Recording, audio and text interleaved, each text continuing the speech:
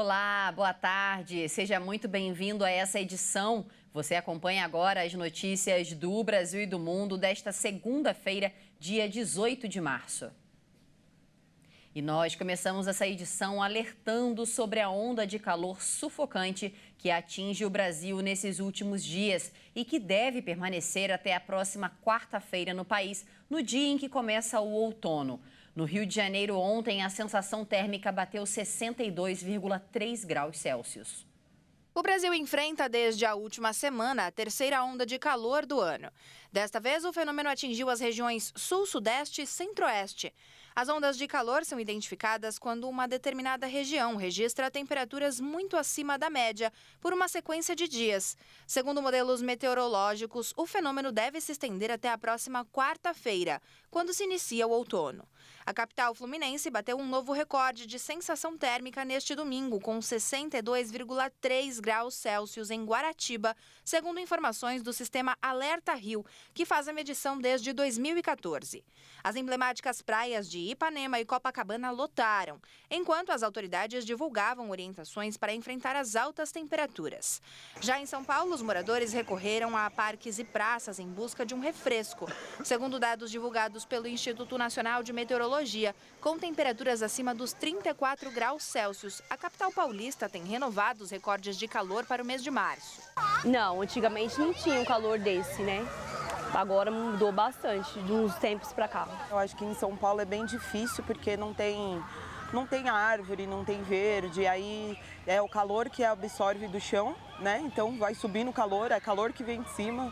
Parece que a gente está numa panela, né? Eu acho, fritando. É ventilador, né? Em casa e no trabalho é ventilador na cara e não tem muito o que fazer, infelizmente, né? Porque se hidratar muito, tomar muita água durante o dia e suportar, porque bom vou dizer que não é, cara. O calor atípico levou o IMET a emitir alerta de grande perigo para 5 estados: Mato Grosso do Sul, Paraná, Santa Catarina, São Paulo e Rio Grande do Sul.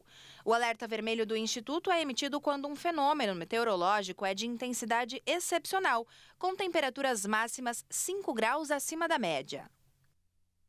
E mudando de assunto, a Secretaria de Saúde do Distrito Federal deve iniciar a vacinação contra a gripe amanhã para o público-alvo. No início do mês, o Ministério da Saúde distribuiu as doses para o lote inicial da campanha.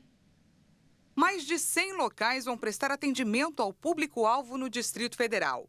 No primeiro momento, a imunização estará disponível para o grupo prioritário, composto por idosos, crianças de até 5 anos, gestantes, puérperas, mulheres que deram à luz recentemente, pessoas com doenças crônicas, além dos profissionais de saúde, professores, militares, população privada de liberdade, entre outros.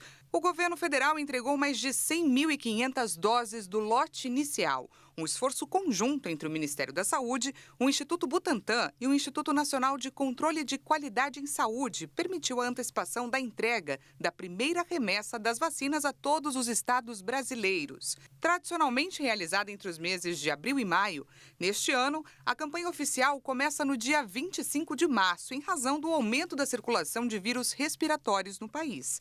A estimativa é que 75 milhões de pessoas sejam imunizadas no Brasil. A antecipação é válida para as regiões Nordeste, Centro-Oeste, Sudeste e Sul. A vacina utilizada é trivalente, ou seja, apresenta 3 tipos de cepas de vírus em combinação, protegendo contra os principais vírus em circulação no país. A pasta informa que a vacina influenza pode ser administrada na mesma ocasião de outros imunizantes do calendário nacional de vacinação. Os pacientes que se enquadrem nos grupos prioritários devem levar documento de identidade e caderneta de vacinação. E mesmo quem já recebeu imunizantes contra a gripe em períodos anteriores deve se vacinar. O voto de mais de 20 milhões de eleitores está em risco pela ausência de voto e falta de justificativa nas urnas em 2022. O número representa 16% do total de 156 milhões e 400 mil eleitores. Neste ano, a regularização do título de eleitor pode ser feita até o dia 8 de maio pela internet, aplicativo e-título ou nos cartórios eleitorais do país. Esse é o prazo também para tirar o título pela primeira vez, cadastrar mudanças de endereço ou de nome e solicitar sessão eleitoral com acessibilidade para pessoas com problemas de locomoção. Todos os serviços podem ser feitos de forma online, com exceção se houver necessidade de coletar a biometria, como a retirada do título pela primeira vez. Nesse caso, é preciso agendamento prévio para atendimento no cartório, que pode ser feito no site do Tribunal Regional Eleitoral de cada estado. Em determinadas situações, é possível solicitar as operações sem sair de casa por meio do atendimento eleitoral. As eleições municipais de 2024 serão realizadas no dia 6 de outubro. Se houver segundo turno, deve ocorrer no último domingo do mesmo mês, no dia 27. E nos destaques internacionais, a ONU alertou nesta segunda-feira que metade dos moradores de Gaza enfrenta uma fome catastrófica. E aqui a crise pode atingir o norte do território até maio, caso medidas urgentes não sejam adotadas.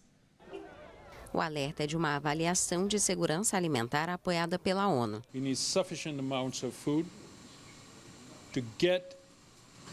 Precisamos de quantidades suficientes de alimentos para chegar ao norte de Gaza e para podermos distribuí-los aos necessitados de lá. Há 300 mil pessoas naquele local neste momento, das quais 70%, o que significa 210 mil pessoas, estão em nível catastrófico de fome. Os 30% restantes estão em níveis emergenciais de fome.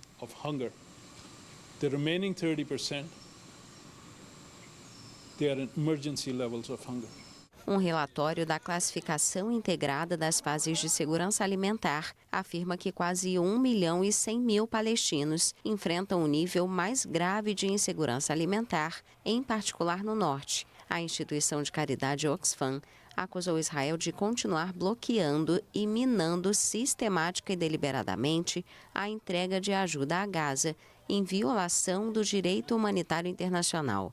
O sistema IPC, conduzido pelas Nações Unidas e por agências humanitárias, é usado pela ONU ou pelos governos para decidir se devem ou não declarar oficialmente a fome. A fome é declarada quando 20% das famílias enfrentam uma escassez extrema de alimentos, e a ONU diz que este é o caso em Gaza. 1 em cada 3 crianças está gravemente desnutrida e pelo menos 2 em cada 10.000 pessoas morrem todos os dias de fome ou desnutrição. O cessar-fogo com os dissidentes da Farc foi suspenso em 3 departamentos colombianos. A medida foi anunciada depois de um ataque que deixou uma vítima. A medida foi anunciada em um decreto do Ministério da Defesa, que afirma que a falta de cumprimento do cessar-fogo levou à retomada das ações ofensivas contra o Estado-Maior Central das Farc por parte das forças públicas. Os dissidentes atacaram no sábado um grupo de indígenas que resgatava um menor de idade que tinha sido sequestrado no município de Toribio, departamento de Cauca. Apesar disso, a trégua segue vigente em outras regiões onde os rebeldes estão presentes, como na Amazônia e na fronteira com a Venezuela. O governo e o Estado-Maior suspenderam as hostilidades no começo de 2023, ainda que o acordo tenha sido violado pelos rebeldes em várias ocasiões. O ANC, principal facção de rebeldes que não aderiu aos acordos que desmobilizaram as Forças Armadas Revolucionárias da Colômbia em 2017, reúne mais de 3.000 combatentes e controla as rotas do narcotráfico nas fronteiras com Equador e Venezuela. E por hoje é só, essa edição termina aqui. Eu agradeço demais a sua companhia e te convido a ficar ligado na nossa programação. Até mais!